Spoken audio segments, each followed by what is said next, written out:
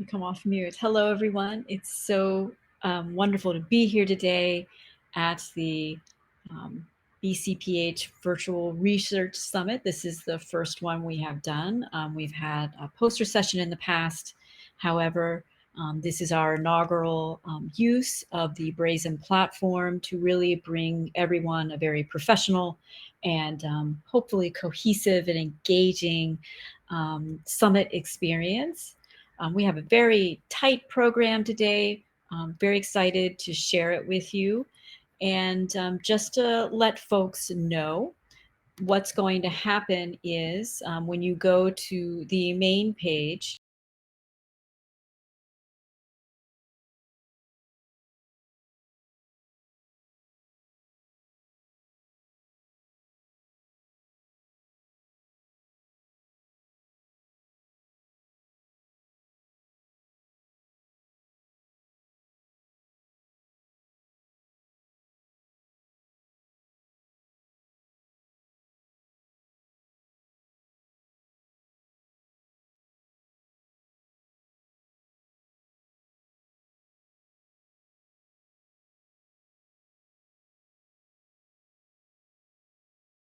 just a few tips to engage with us throughout the day. You'll see here, I'm sharing on the screen our BCPH, this is our booth. If you would like, throughout the summit, the homepage obviously is the lobby, and this lobby has been arranged in order of events. And the first thing we're going to be starting with in just a few moments is our formal welcome to the conference. And then we'll be walking you through a little bit of the platform, and we'll be sharing with you a very special keynote presentation from Dr. Caroline Light. So let's just give everyone a moment to get on board, and we'll get things officially started.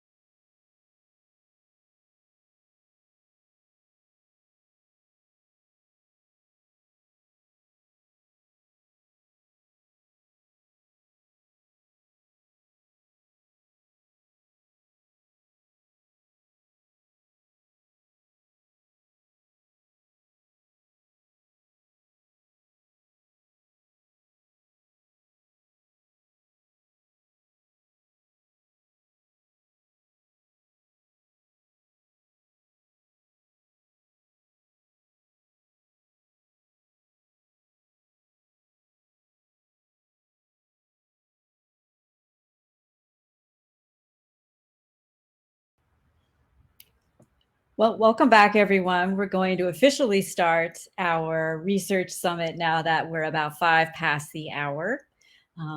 Again, thank you very much for being here today. My name is Dr. Circe Lecomte, and I'm co-CEO of the Boston Congress of Public Health, along with my other co-CEO, Dr. Candace Carpenter, who will be joining us a little bit later today.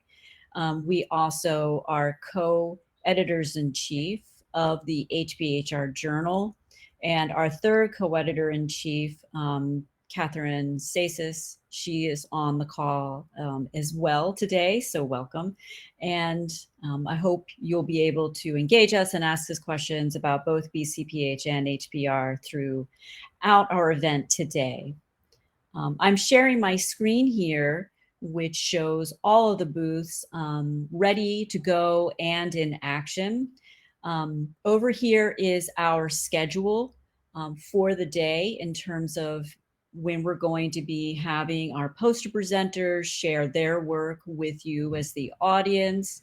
However, you are able to sneak away if you want and go and visit the other booths at any time. And one of those booths I really encourage you to visit is our BCPH resources and networking booth. Once you enter it, you're going to see that we have all kinds of information about how BCPH can help you as a new and emerging leader in public health and public health research and activism. So you can learn about how to become a member. We have our Health Innovators to Watch Awards. Those awards are due, their nominations for yourself and for others are due on the 15th of November. We also have our virtual research summit that's coming up on December 10th, which will be slightly different from the one that's happening today. You're at a very special one, I should say, because um, this event is the very first of its kind. And we also are inviting everybody to please take our BCPH Academy Needs Assessment. This event is part of our growing portfolio of educational trainings that we are doing virtually and then eventually in person. We also need to know from you what you're interested in having and what will best support you. Are you interested in continuing education credits, CHES credits? Let us know. We also have our HBHR fellowship applications that are going to be due at the turn of the new year in 2023. If you are interested in speaking on a regular basis and want to get hired out to different companies and organizations and the like, please consider joining our Lions Speakers Bureau. You can find more information about it here. We also have, of course, the HBHR Journal, which is always accepting new research. Please click here to learn more about it. We just had a recent slate of calls for submissions close. If you are interested in submitting to those the older editions, do not worry, reach out and we can find a way to make that happen. And of course, part and parcel of our BCPH Academy are our new roster of courses. Please check them out. We also have a very active and emerging studio, if you will, of different TV shows or TV show quality programs that we have been producing for online platforms. We have the Great Health Debates, the Global Health Debates, the Humor Scientist, and a new show called the Public Health History Mysteries that are going to be coming to our YouTube channel, and we have new content going up there every week. So without further ado, I am going to switch for just one moment over to our first keynote speaker, Carolyn Light. Carolyn Light is actually one of our columnists. We do hope you'll go over to hbhr.org and view her wonderful column about gun violence in the United States.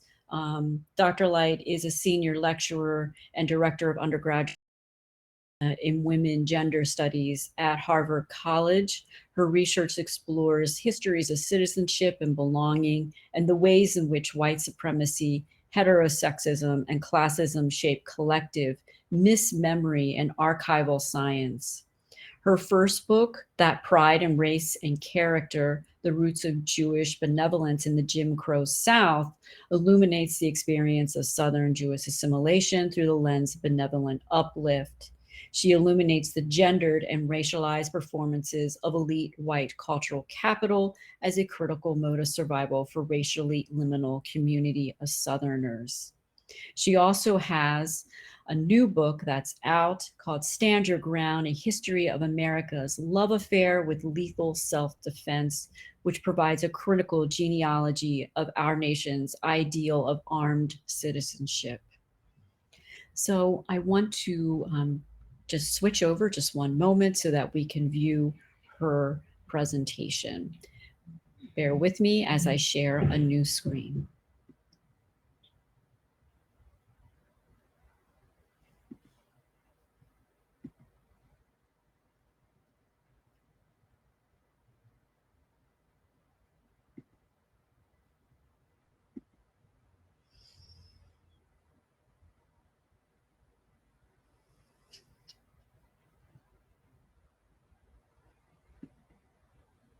Hello, everyone. Wonderful to be here today with Dr. Carolyn White. She's going to be introducing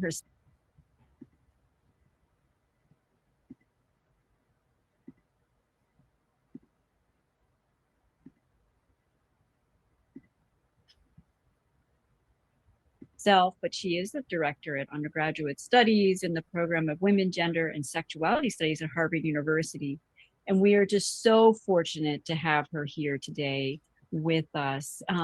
Before we get started with the interview, Dr. Light, would you like to introduce yourself and your focus of research that is of interest to public health folks addressing health equity and social justice? Absolutely. Thank you so much for having me. It's a real honor. I actually am a historian.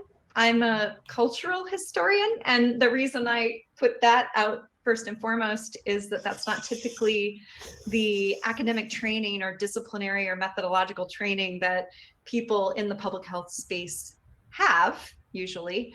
My areas of focus are United States transnationally, 19th and 20th century histories, with a focus on gender, ethnicity, and critical race theory, and a focus on what I'm calling intersectional violence. And that means thinking about violence from a not just multidisciplinary, but thinking of all the different vectors of inequality that may weigh on a particular individual.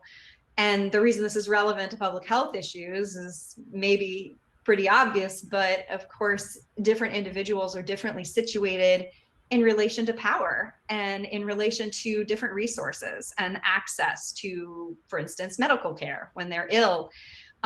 So lately, my research has taken a turn towards the space of firearms and firearm violence and the United States' unique gun culture.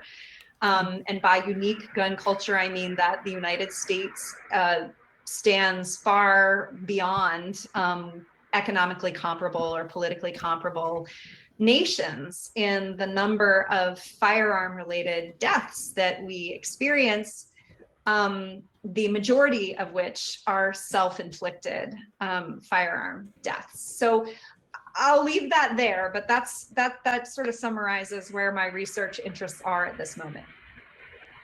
Well, I must say it's really fascinating. You come from a very different lens than a lot of folks who probably are at our conference today, and also who are in the public health arena. I was just wondering if you might share a little bit about how you came upon or what drew you to address gun violence and firearm use in the U.S.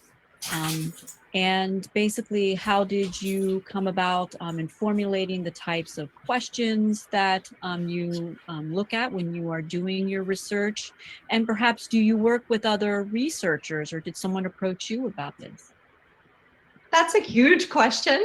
Just something easy. I'll do my best, and then you can prompt me if I'm leaving anything out. Oh, But of course, of course. The first question of how I ended up here, I mean, in a lot of ways, there are some happy accidents that happened along the way, meeting certain kinds of people whose work I find really inspiring and, above all, essential and vital at this particular moment in our nation's history. But also some of it is autobiographical. I grew up in Southwestern Virginia. I grew up in a part of the country where guns are pretty ubiquitous. But at the time that I was growing up, guns were first and foremost used for hunting. Mm-hmm. So they didn't have the kind of political valence that guns have taken on so quickly in the contemporary 21st century United States. Also, I was really fascinated in my study of citizenship and belonging in the United States and my teaching related to immigration, related to histories of slavery and the afterlife, per Saidiya Hartman, of slavery, meaning the ongoing implications of slavery, even though the slavery as a practice that was outlawed in the 19th century is technically illegal. We see the reverberations of slavery in different kinds of exploitative labor practices, in mass incarceration, in sort of racial discrepancies in public health, and in who's actually most likely to be targeted by gun homicide and those kinds of things. So my historical interests and my personal life and upbringing brought me to focus my attention several years ago on the phenomenon known as stand your ground laws. And these are laws that originated in 2005 in Florida, as I'm sure folks are aware, but since 2005, they have spread to some over 30 states in various forms. And essentially what these laws do is remove the duty to retreat wherever a person can legally be, which means that when you feel, quote, reasonably, and I'm putting this in scare quotes very deliberately, fearful of someone, you're allowed to pull out your firearm, shoot first, ask questions later, wherever you may legally be. And as I'm fairly certain folks at least are semi-aware of, given the proliferation of civilian-owned firearms in the United States and this changing legal terrain, what we're seeing is a lot more homicides, gun-related homicides and deaths in the United States. But this has a very long history. And so my historical brain kicked in to ask, what are these stand your ground laws and what is their genealogy? Where did they come from? Why is it not just important, but I'd say essential to use an intersectional lens, meaning looking at the simultaneity of racial exclusions and white supremacy alongside gender exclusions and sexism and sexual violence, and also class exclusion and violence, to better understand why certain types of people are more likely to be targeted under stand your ground laws and self-defense legal terrain more generally. So in the process of producing that research, I wrote a book called Stand Your Ground, A History of America's Love Affair with Lethal Self-Defense. And that came out a few years ago. And after writing that book, I encountered all kinds of wonderful people working in public health, including at Harvard Chan School of Public Health, who are doing essential, vital epidemiological, criminological research on firearm violence with an eye towards trying to prevent it, trying to prevent firearm death. And this was really new for me, trained as a historian who does archival research. Suddenly I was being introduced to all these new methodologies that involve big data, like the CDC's massive accumulation of data in the National Violent Death Reporting System, the NVDRS. And yeah, it's intimidating and scary, but it also opened my eyes to a whole new world of possibility in terms of the kinds of things that can happen when you bring together so many disciplinary perspectives and methods to try to problem solve, to try to think of innovative ways to prevent death. And so I'm fully ensconced in that work now. I love it. It's the hardest thing I've ever done, but it's also, to me, the most hopeful space to be in, because I'm no longer alone in an archive, reading old legal texts and trying to decode them. I'm using my understanding of not just the past, but also how we use the past in the present, alongside people who have this experience in epidemiological, quantitative research methods. And it's really been eye-opening. It's been wonderful. Well, that's just an incredible progression of where you come from personally and academically, and then how you also bridge gaps between what are considered often very different disciplines to create this very innovative approach to research, especially around a topic that is often considered quite hot button. And I must say, I did lob a question to you, which was multiple questions. You handled it beautifully and really provided a great deal of amazing information for our audience today.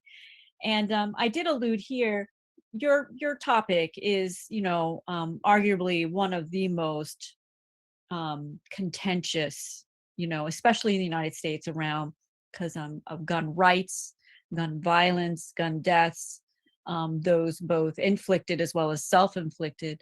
And I was just wondering, I didn't know if anyone had ever come to you personally or, through alternate channels to talk about that it might be too political, that it's too one-sided, that it might be too critical of gun violence or gun owners. And I just was wondering how you and your team responded to those types of questions. Absolutely. I really appreciate the question. Yes.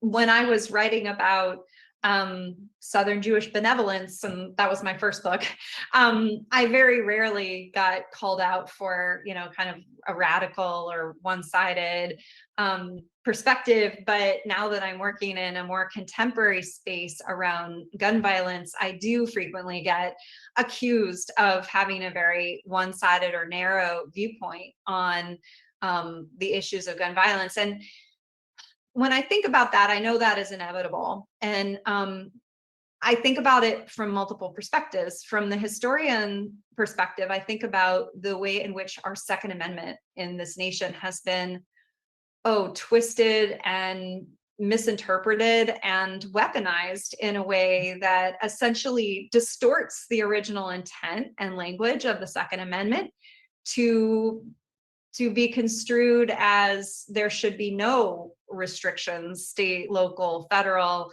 on civilian firearm ownership. And I know, as a historian who has studied this at length, that the original constitutional meaning was not at all about that, especially at a time long before we had the kinds of technologies and gun production that we have today.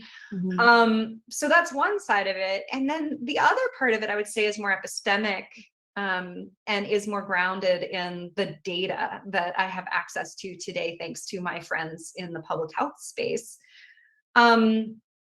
We as a nation are very much obsessed with this notion that guns are essential for our self-defense. And I believe that is, it's happened over time. It didn't all happen at once, but I believe there's something very deliberate from the side of production, from the side of manufacturing, that when you produced a product that is no longer popular because of, for instance, waning interest in hunting, which really started around the 1980s. So this is in the late 20th century. People became less interested in hunting. Fewer people were hunting. And so fewer people wanted guns. And so what's the way to produce, what is the really sneaky and I think kind of brilliant way to produce desire for a commodity that is no longer of interest? Well, you convince the population that the only thing standing between themselves and a whole litany of nefarious bad guys or strangers is a firearm, a personal firearm. So it's around the late 20th century that you see the National Rifle Association take a hard turn to the right and become a reactionary, absolutist engine for unfettered gun rights. At the same time that you see manufacturers of firearms start to produce them specifically as objects of self-defense rather than as objects of recreation or hunting. And I believe this is what we're witnessing right now. And when you look at the numbers, when you look at the public health data, it shows beyond a reasonable doubt that firearms do not make us safer. In fact, having a firearm in your home makes you so much more likely of losing your own life or one of your loved ones' lives. So that for me has been quite an epiphany, because historians are trained to be storytellers. I'm good at telling anecdotes about people, individuals who are navigating the law and navigating their way to safety and security in the United States. What I wasn't trained to do was to put those stories alongside a larger scaffolding or a larger landscape of the data of actual firearm death and injury. and it's massive and it's only growing. And so that the reason I can say that as a historian, that has been like a reasonable trajectory for me, or one that has turned out in a way that now I see as totally common sense. It feels like a natural progression from thinking historically about all of these ideologies that we hold dear as Americans, how that transforms into this notion about firearms as essential to our self-defense, and how much of that was justified by an effort to try to mass produce an object that was in danger of becoming obsolete or less popular. And now we're at a moment where we really need additional research so that people are better aware, are better educated, that the best way to protect yourself is not to go out and buy a gun and have it in your house or in your car, but rather to avoid that and to pass more legislation that keeps guns out of our schools, that keeps guns out of our public spaces. So anyway, all of these things to me are essential. All of these approaches come together to help launch an intervention in what I think has become a really toxic and misleading set of assumptions about firearms in the US today. Yes, that's you raised so many issues, and my mind is just swimming when you were discussing earlier, basically guns being part and parcel to kind of unaddressed or unrectified, notions in our past around, stolen land and stolen labor, how that is all intertwined, and I think it really speaks to why guns are more popular in the US South, the North, and also these stand your ground laws are much more populous, if you will, in states that are more associated with the history of slavery in this country. And I didn't know if I had that wrong, or if that's Well, part and parcel of like some, misguided assumptions. well, I don't think it's misguided. I think on some level you really are right. I'm not sure about one problem with the data that we have is that we technically in our nation don't track who has firearms. Mm, We just don't. And that's by design. That's part of the gun rights lobby, is to obfuscate the data of who actually has guns and how many guns they have. And that's part of the problem here, is that the Second Amendment gets interpreted as a right not only to have as many guns as you want, but also to not have any kind of federal or state oversight over or tracking over who has guns.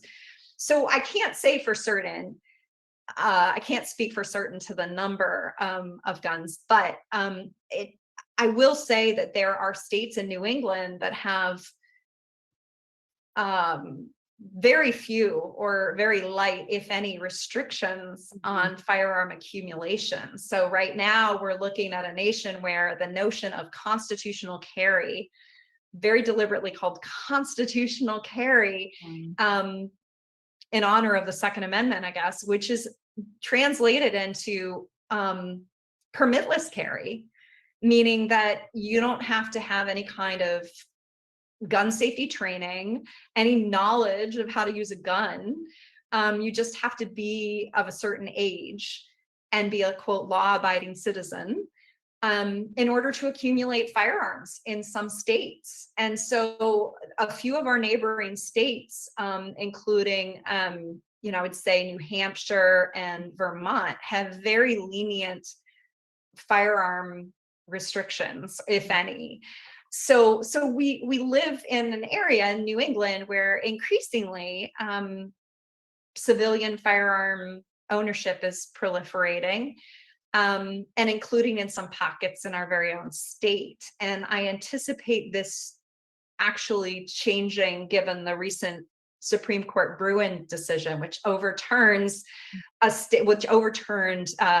New York state regulation around civilian firearm ownership, in a way that brings under scrutiny state regulation of firearm ownership. So we really actually we're at a pivotal moment right now, where I think even in a state like Massachusetts, which not only do we have pretty strict regulations on civilian firearm ownership, but if you look at our public health data, comparatively speaking, we're among the states that it's on the lowest side for firearm related death and injury.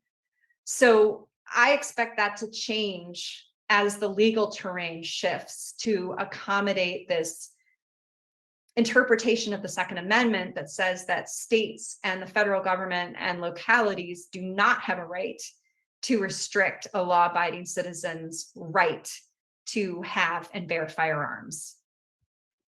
Well, that is certainly fascinating, and And terrifying.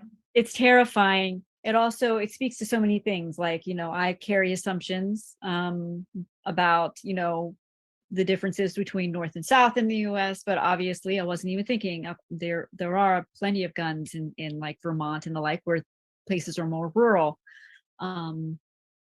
Just because folks have had hunting weapons, and now it's slightly different. But all of this raises like one final question, just thinking about all the things that you discussed today, is basically ultimately, what impact do you hope your research has? Because a lot of times, folks publish papers and it goes into a wonderful high impact journal, and that's where it stays.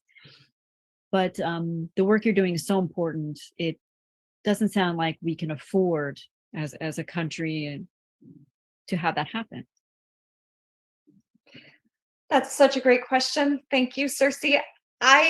From the get-go, when I started writing about stand your ground laws, and I remain really fascinated with stand your ground laws. In fact, I was naive enough to think that our nation would have an awakening after Trayvon Martin was shot and killed in 2012, and his killer went free, was exonerated in court, was acquitted. After Jordan Davis was killed the same year, also a 17-year-old African-American teen. And Renisha McBride, I believe she was 19 when she was shot and killed also in a stand your ground state. I thought that with this rising body count and with our nation's recognition around the continuity of white supremacist violence, I thought that these stand your ground laws would start to disappear, would be overturned, or maybe would be mitigated. And I was wrong. The opposite happened. They've actually spread. So what I would like to see for my research is that first of all, that I continue to collaborate across disciplines. I've been trying to build connections, for instance, with journalists, because I actually think journalists have a lot of power to get stories out to a wide variety of people. And these stories are really powerful. So the stories of the people whose lives are lost or who lose loved ones are very important to recognizing the actual impact of the weaponization of self-defense in our nation, and the way that and the spread of guns is making our public spaces not safe for any of us, really. So my hope is that maybe this research reaches more people so that they can better understand the impact that these kinds of shifts may have on them and their loved ones.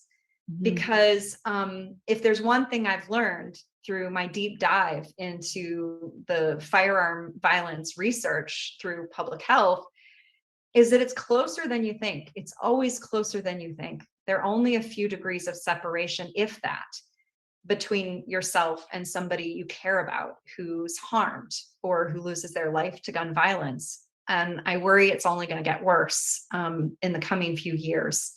So yeah, my hope is that I can get this research out in whatever form possible through multiple collaborations across the disciplines, And that's also the space I really like to work in. I love collaborative research. It's hard, like I said, but it's also so incredibly illuminating. I feel like I'm learning something new every day.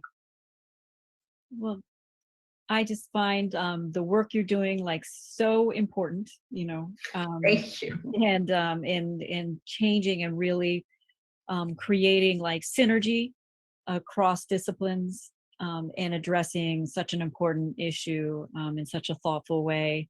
And it's really, a matter of life and death. And that's what we deal with in public health. And you really provide such a primer, if you will, on how to talk about difficult issues that really do trigger folks in a very productive fashion. So I can't thank you enough, Dr. Light, for joining us today. Thank you so much for having me. And thank you everyone for listening. It's been really great to speak to these questions. Yes, thank you. And I just want to tell everyone, Dr. Light is one of our columnists at HBHR Journal. So please go to hbhr.org and read her wonderful articles that are there right under the tab where it says columnists. And thank you again, Dr. Light. And we look forward to hearing from you again and reading your future work. So Thank you so much.